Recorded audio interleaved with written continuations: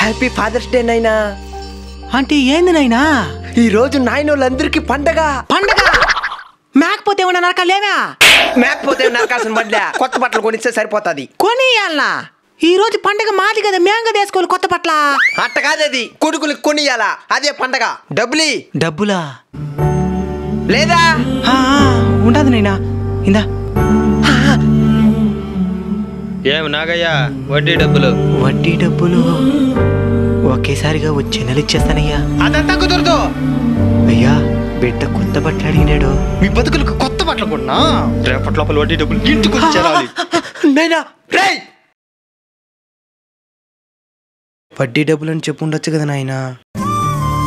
సమాధానం చెప్పు నాయన. కోరికలు కోరే కొడుకు స్థానం నుంచి కోరికలు తీర్చే తండ్రి స్థానానికి నువ్వు వచ్చినప్పుడు ఈ ప్రశ్నకి సమాధానం నీకే దొరుకుతుంది నాయనా. నా కష్టం నీ ఆశలకి ఏనాడు నష్టాన్ని కలిగించకూడదనైనా. కోపం ఆయన మీద కాదనైనా, మన బతుకులు మార్చడం మీద చూపించు. ఎలాంటి చెడు అలవాట్ల జోలికి పోకుండా శ్రద్ధగా చదువు. నీ చదువే మన తలరాతల్ని మారుస్తుంది. సరేనైనా. నా బిడ్డ ఆకిలికి ఏడసానే ఉన్నాడు డాక్టర్ గారు. చెప్పినాడు కదా మా తల్లి పాలు తాగించమనే. నువ్వు చెప్తే సరిపోతుందా? ఒప్పుకోవాల్సిన పనిలే. ఒప్పుకోవాలనా? నాకేం అర్థం కాలే. మీరేం చెప్పినారు? తల్లి పాలు తాగించమని చెప్పినారు. అవును. నా తల్లికి 60 ఏండ్లు పాలిమని బిడ్డనిస్తే పరిగెత్తిచ్చి కొట్టింది నన్ను. అసలు ఎందుకు కొట్టిందో ఇంతవరకు అర్థం కాలేదు నాకు.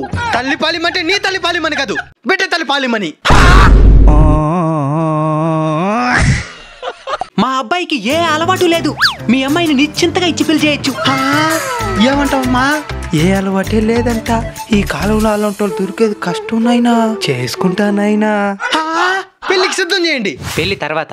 నాయనా, నా మొగుడు పనికే పోయేది లేదు నాయనా.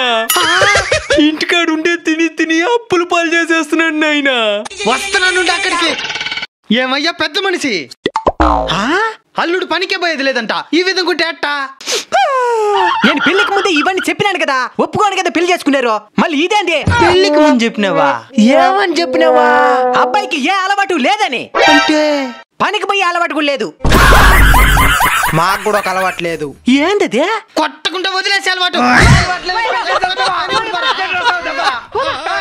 ఈ మధ్య ఒక అన్న మమ్మల్ని ఉద్దేశించి ఒక కామెంట్ చేయడం జరిగింది. చాలా బాధేసింది. ఇంతకీ ఆ కామెంట్ ఏంటంటే, వీళ్ళు ఛానల్ స్టార్ట్ చేసిన మొదట్లో అందరినీ సబ్స్క్రైబ్ చేసుకోండి అని అడుగుతా ఉన్నారు. కానీ ఇప్పుడు ఇన్స్టాగ్రామ్ లో 1 మిలియన్ ఫాలోవర్స్, యూట్యూబ్ లో 79 లక్షల మంది సబ్స్క్రైబర్స్ వచ్చేసరికి వీళ్ళకి తల పొగురు పెరిగిపోయింది. అందుకే సబ్స్క్రైబ్ చేయమని ఏ వీడియోలోనూ అడగడం లేదని కామెంట్ చేసినారు. బ్రదరు, నీకే ఈ సమాధానం. జాగ్రత్తగా చూడు. సబ్స్క్రైబ్ చేయండి బాబాయా. ఫేస్బుక్ ఇన్స్టాగ్రామ్ అయితే ఫాలో కొట్టండి బాబాయా.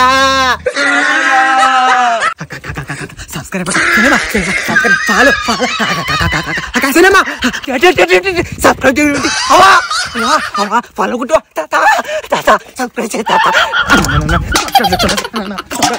సబ్స్క్రైబ్ చేసుకుంటాం.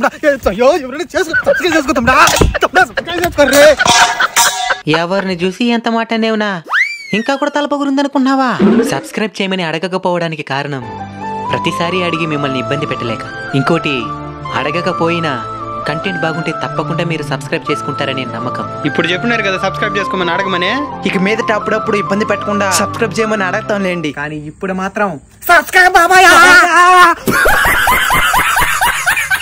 స్వామి, నా బాధలు తగ్గే మార్గమే లేదా స్వామి? ఉంది నాయనా. ఏంటి స్వామి? నీ పెళ్లి నాయనా. పెళ్లి చేసుకుంటే బాధలన్నీ తీరిపోతాయా స్వామి? కొత్త బాధలు వస్తాయి. పెళ్ళాం పెట్టే బాధల ముందు ఇప్పుడు నువ్వు అనుభవించే బాధలు అసలు బాధలే అనిపించదు నాయనా. ఇంకో మార్గమే లేదా స్వామి? గోటితో పోయేదాన్ని కెలుక్కొని మరి గొడ్డల దాకా తెచ్చుకోవడం నీకున్న సహజ లక్షణం. నువ్వు చెప్పిందంత పచ్చి అబద్ధమని తొందరలో నేను నిరూపిస్తా. All the best.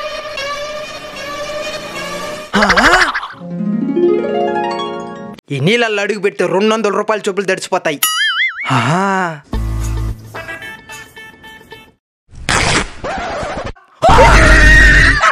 600 రూపాయలు ప్యాంటు బొక్క, 1,00,000 రూపాయలు నడుము బొక్క. నేను ఇప్పుడే 12 చక్రాల లారీ చూసా. ఉండదా? వెళ్ళిపోయింది. అబ్బా, వాడన 12 చక్రాల లారీ చూసినాడు, నేను 24 చక్రాల లారీయే చూసినా. నేను 6 చక్రాల లారీ ధర చూసినైనా దాన్ని చూస్తేనే భయం, ఎక్కడ గుద్దేస్తదేమోనని పరిగిస్తా ఇంట్లోకి వచ్చేస్తా. వాడు 24 చక్రాల లారీ చూసుండొచ్చు. నేను బస్సు మీద బస్సును చూసినా. ఎక్కడా? మొన్న మా అవ్వతో హాస్పిటల్ పోయినప్పుడు సిటీలో చూసినా. బస్సు మీద బస్సు కదా, అప్పుడు కింద ఒక డ్రైవర్ పైన ఒక డ్రైవర్ ఉంటాడా? ఇంకెట్ట అనుకునేవా? లేదంటే పైన ఉండే బస్సు వచ్చి ముందర పడిపోదా? నిజమేరా? వాడు బస్సు మీద బస్సు చూసుండొచ్చు. నువ్వు ట్రైన్ చూసినావా? సోల్లా నేను చూసినా. చక్రాలు ఎన్నున్నాయి లెక్క పెడదాం అనుకున్నా, అంత లోపల వెళ్ళిపోయింది. అప్పుడు ఈడొకటే ఏం చూడండి. బాబు నన్ను తక్కువ అంచనా వేయద్దు. నిన్న కొంచెం ఉనుంటే విమానాన్ని చేత్తోనే తగ్గేసుంటా. ఎప్పుడా? నిన్న సాయంత్రం 4 గంటలకి కిందనే పోయింది చూసేసిన. ఇప్పుడు చెప్పండి రా, విమాన సౌండ్ వినపడుతున్నది, కిందనే పోతున్నది కదా. మన చిన్న జ్ఞాపకాలు గుర్తుకొచ్చినాయా? ఈ వీడియోలో మీకు గుర్తొచ్చినుంటే please like, share and comment. అలానే subscribe and follow our unbeatable culture channel.